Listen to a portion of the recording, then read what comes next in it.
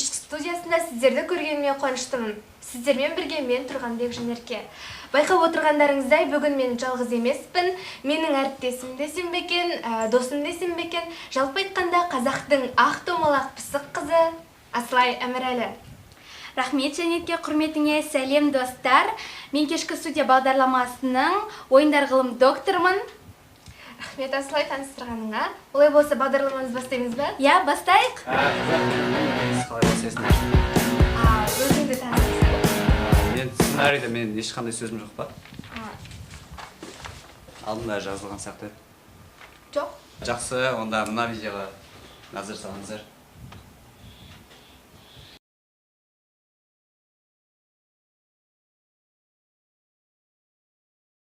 Сәлем достар, сіздермен қазіртаймыз. Бүгін біз адамдардан логикалық сұрақтар қою арқылы қызықты жауаптар алатын боламыз. Бастаймыз. Адамдар келіп жатыр екен, солай жасап қой. Кешіріңіздер, сіздерден бір-екі сұрақ қойып алса бол ма? Бір логикалық сұрақтар болса? Әрине. Ең бірінші сұрақ, қазір бізде жауын болып жатыр.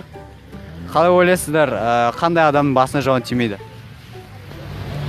Тазы бас адам. Қазір айналамызда машиналар тұр. Сондай қандай осы машиналардың қай балын айналмайды сіздің ойыңызша? Бұзылып қалған машинаңызша? Иә, соны ұқсайды, бірақ жауап дұрыс емес. Білмедік жауап. Бүгінгі сұрақтарыңызға көп рахмет.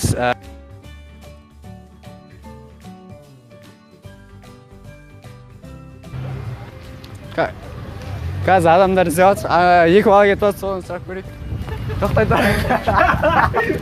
Тарихта ең үлкен бас киген адам кім? Кім еді? Шыңғысхан. Йо, ана Аудидің нөмірін көрсетіп тоғыздың.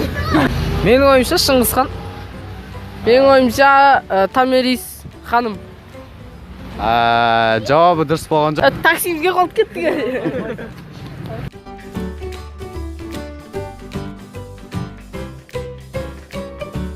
Құрттың алтын жұлдызындай жарқырап тұратын 2018 жылдың түлектері Гүлназ Гафурова, Таңшолпан Құрақ және Ұлағат Абдылахан. Сәлеметсіздер ме? Сәлем. Қош келдіңіздер. Жақсы жеттіңіздер ме? Я, жақсы, рахмет.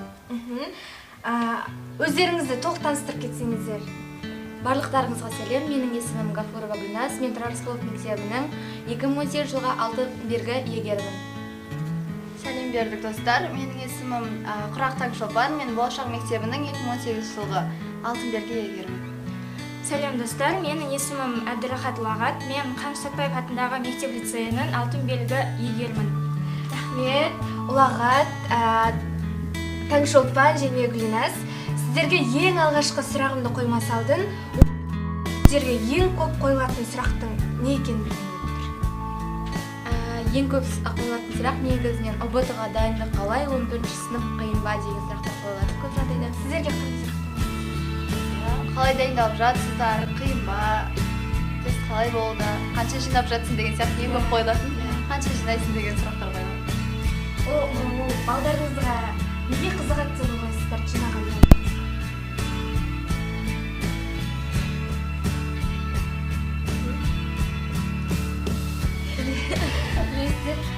Жақсы, осы 10-шы сыныпқа дейін негізінен біз көп уақытымызды жоғалтып аламыз. ұбт-ға деген дайындықтарыңыз қалай? Қазір ұбт-ға дайындық қызу жүріп жатыр. Жақсы, келесі сұрақ. Осы бұрын алтын белгілерге басымдық көп берілетін. Жоғары оқу орындарына солай бірінші түсіп кететін, жатақханаға орналасқан кезде де бірінші соларға орын беретін. Ал қазір өзгеріп кетті. Алтын белгілер тура орта білімділеріне тең болып қалды. Осыған ашық пікірлеріңізді білдірсін.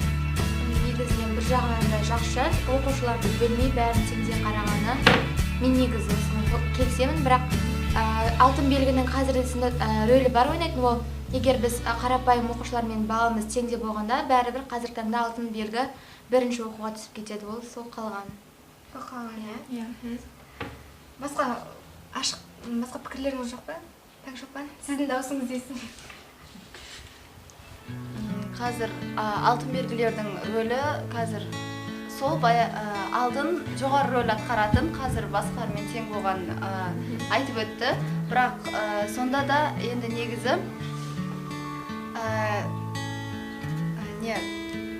төменгі сыныптан бастап енді оқығаннан кейін, толықтай жоғары дәрежеге жеткеннен кейін де олардың қазіргі таңда осы пара беру арқылы басқалар алтын белгілер алдыңғы жылғы осы жаңалықтарға сүйенсек 117 оқушыны алтын белгі ақша беру арқылы өткен екен да 117 алтын белгі қалып қойған екен.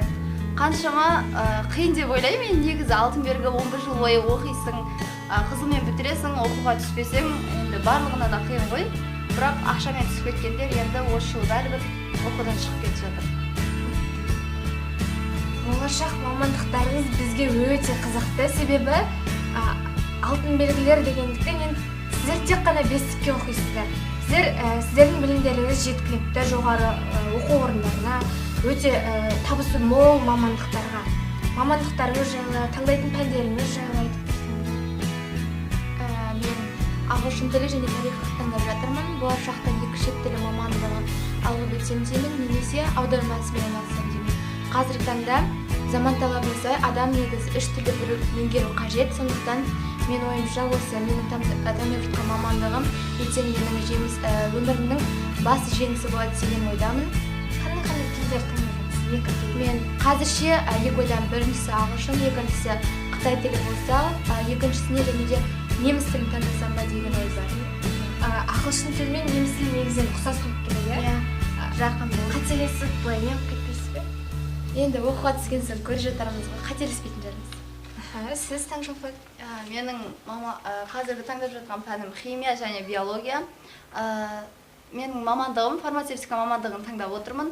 Өйткені қазіргі таңда сұранысы жоғары мамандықтар ретінде де солардың қатарынан көрдім, іздендім, қандай мамандық таңдайтыным туралы.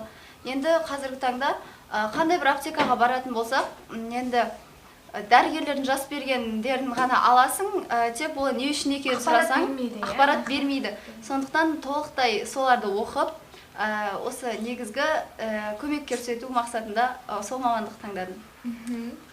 Мен де сол химия биология пәнін таңдаймын. Мен де Таңшолпандай фармацевтика факультетіне түскім келеді. Ол фармацевтикаға өзім бұрыннан қызығатынмын, және де анам өзіме соны кеңес берді. Солай. Менің сыныптастарым бар, химия биология таңдайтын осы мамандықтарыңызға, бірақ олар маған айтатын, олар алтын белгі емес, орта білімді. Мен осындай аптекада тұратын адам боламын, мен дәрі шығарам, маған үш қойған мұғалімдерге мен кейін сол дәрілерді сатамын деп, сосын уы бар дәрілерді солай бізге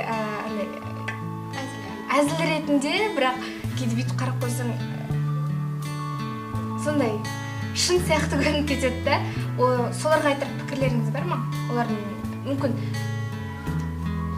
жоқ, мүлде олай емес. Енді обязательно ақындық айтар емес қой.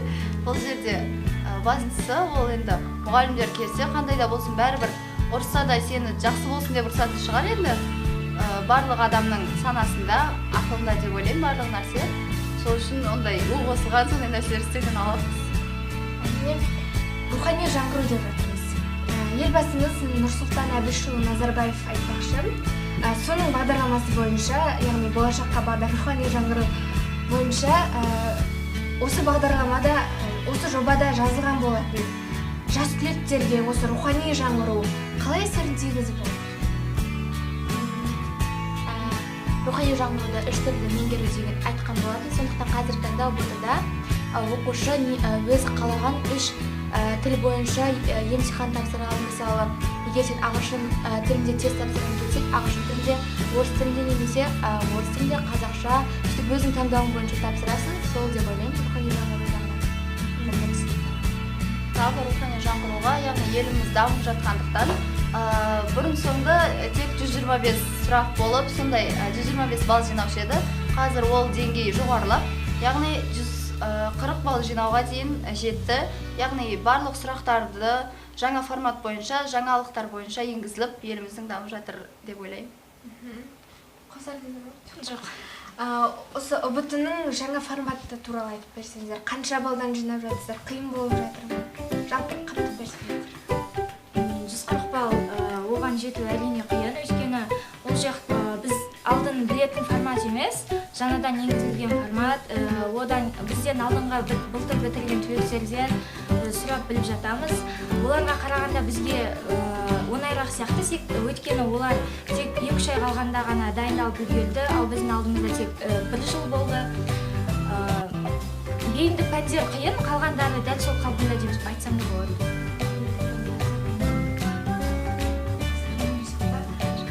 Басқа сыныптарға қарағанда ең ерекше сынып осы 11-ші сынып екенін білеміз. Бірақ біз өзіміз 11-ші сынып болып көрмегендіктен әлі оның сезімін, қалай болатынын, артықшылықтарын біліп жатпаймыз. Сол туралы айтып берсеңіздер. 11-ші негізі жыл басталғанда онша сезінбейсің, кәдімгі жыл қарапайым сияқты басталады, ал одан кейін уже тестпен жұмыс жасаған сайын сабақты да сәл жинастыра бастайсың, только тестке барасың. Басқа жылға қарағанда көбісі туған күнді ойлай бастайды, соңғы жыл ғой, туған күн істеп қалайын осы сыныптастармен деп. Ал қазір енді мектептің соңғы тоқсаны, енді осы кезде қатты сезінеді екенсің. Мектепке деген қимастық сезім болады, күнде сыныптастарыңа қарап, енді қашан жиналамыз деген секілді ойлар болады әрине. 11-ші сыныптың артықшылығы осы деп ойлаймын. Бізде 11-де баста келгенде енді пробный тапсыру деген қазіргі енді үйреншікті болып қалды ғой. Бірінші кезде кәдімгі шын ұбыт тапсыратын сияқты қатты қорқып, ойбай Қытайдан тәжірибе қиналып сөйтіп бірінші тапсырғанбыз. Одан кейін төмен балл жинап, кейін күнделікті пробный деген үйреншікті жағдай болып қалды енді соңына дейін. Не тапсырыңыз пробный? Сонымен кете беретін болды. Мен не боларын білмейміз, сондықтан бір-бірімізге деген қазір 11 жылдан бері айтылмаған сөздерді қазір айтып жатырмыз десек те болады. Осы 11 жылдың ішінде сыныптастарым деп айтып жатсыздар ғой.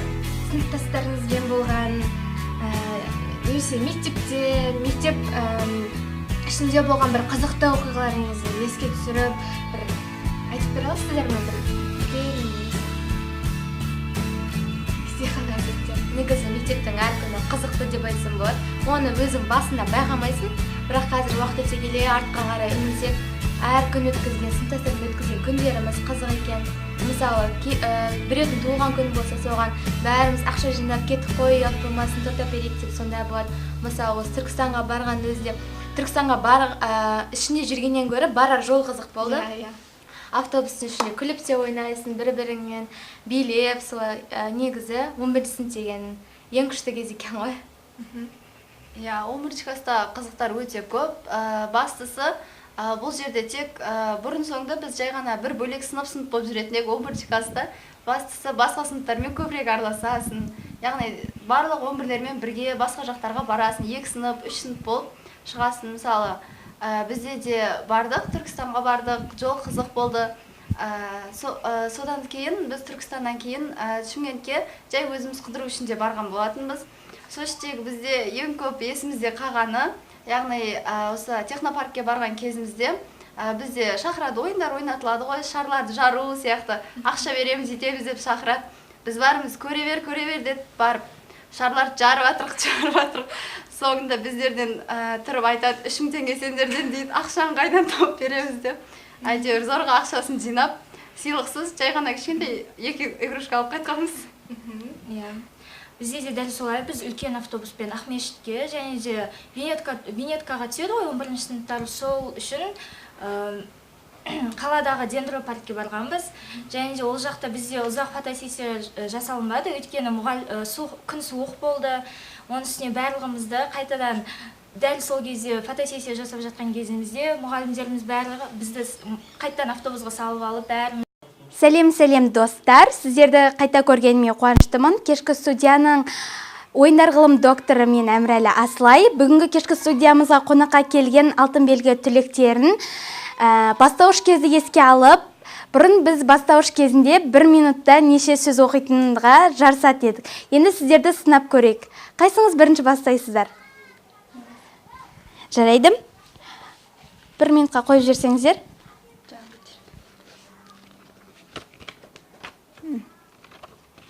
3, 2, 1.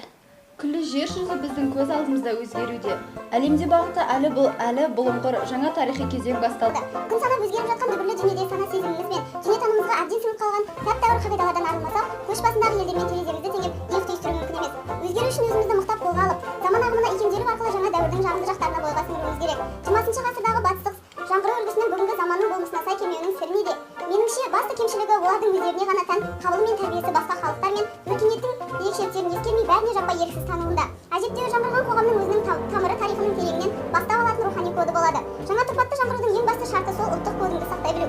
Онсыз жаңғыру дегеніңнің құр жаңғырыққа айналуы оп-оңай. Бірақ ұлттық кодымды сақтаймын деп бойындағы жақсы мен жаманның бәрін, яғни болашаққа сенімді нығайтып алға алатын қасиеттері де. Қай жерге дейін оқыдыңыз? Қасиеттер. Келесі бізде Тарасқұлов мектебінің алтын белгі түлегі Гүлназ Гафурова. 2. Жүзі біздің көз алдымызда өзгеруде. Әлемде бақытты әлі бұлыңғыр жаңа тарихи кезең басталды. Күн санап өзгеріп жатқан дүбірлі дүние сана сезімімізге дүниетанымға әбден сіңіп қалған тәп-тәуір қағидаларын арылмасақ, көш басындағы елдермен тереземізді теңеп иық түйістіру мүмкін емес. Өзгеру үшін өзімізді мықтап қолға алып, заман ағымына икемделу арқылы жаңа дәуірдің жағымды жақтарын бойға сіңіруіміз керек. 20 ғасырдың бастық жаңғыру үлгісінің бүгінгі заманымыздың болмысына келмеуінің сыры неде? Меніңше басты кемшілік олардың өздеріне ғана тән қабылы мен тәжірибесін басқа халықтардың өркениеттерінің ерекшеліктерін ескермей бәріне жаппай еріксіз қолдануда. Әжептәуір жаңғырған қоғамның өзінің тамыры тарихының тереңінен бастау алатын рухани коды болады. Жаңа тұрпатты жаңғырудың ең басты шарты сол ұлттық кодын сақтай білуі. Онсыз жаңғыру дегеніміз құр жаңғырыққа айналуы оп-оңай. Бұл ұлттық кодымды сақтаймын деп бойындағы жақсы мен жаманның бәрін, яғни болашаққа сенімді нығайтып алға бастайтын қасиеттерді де кежегі мен кері тартып тұратын аяқтан шалатын әдеттері де ұлттық сананың аясына сүрлеп қоюға болмайтыны айдан анық. Жаңғыру атаулы бұрынғыдан тарихи тәжірибе мен ұлттық дәстүрлерге шекеніп қарамауға тиіс, керісінше заман заңына сүрінбей өткен ыстық дәстүрлерді. Қай жерге дейін? Дәстүрлерді. Келесі бізде Сатпаев мектебінің алтын белгі түлегі Абдалахат Лахат. Кезек сізде. 3, 2, 1. Күллі жер жүзі біздің көз алдымызда өзгеруде. Әлемде бақытты әлі бұлыңғыр және тарихи кезең басталды. Күн санап өзгеріп жатқан дүбірлі дүниеде сана сезіміміз бен дүниетанымымызға әбден сіңіп қалған таптаурын қағидаларын арылмасақ, көш басындағы елдермен төрімізді теңеп иық түйістіру мүмкін емес. Өзгеру үшін өзімізді мақтап қолға алып, заман ағымымызға икемделу арқылы жаңа дәуірдің жағымды жақтарын бойға сіңіруіміз керек. 20 ғасырдағы батыстық жаңғыру үлгісінің бүгінгі заманның болмысына сай келмеуінің сыры неде? Меніңше басты кемшілігі олардың өздеріне ғана тән қабылы және тәрбиесін басқа халықтар мен өркениеттерінің ерекшеліктерін ескермей бәріне жаппай еріксіз тануында. Әжептәуір жаңғырған қоғамның өзіне тамыры тарихынан тереңінен бастау алатын рухани коды болған және тұрпатты жаңғырудың ең басты шарты сол ұлттық кодыңды сақтай білу. Онсыз жаңғыру деңгейіміздің құр жаңғырыққа айналуы оп-оңай. Бірақ ұлттық қоғамды сақтаймын деп. Рахмет, қай жерге дейін? Сақтаймын деп. Менің ойымша ең үздік 1 минутта тезірек оқыған ол Гүлназ Гафурова деп ойлаймын. Сіздердің бүгінгі кешкі студия бағдарламасына қонақ болып келгендеріңізге көп алғыс білдіреміз. Рахмет.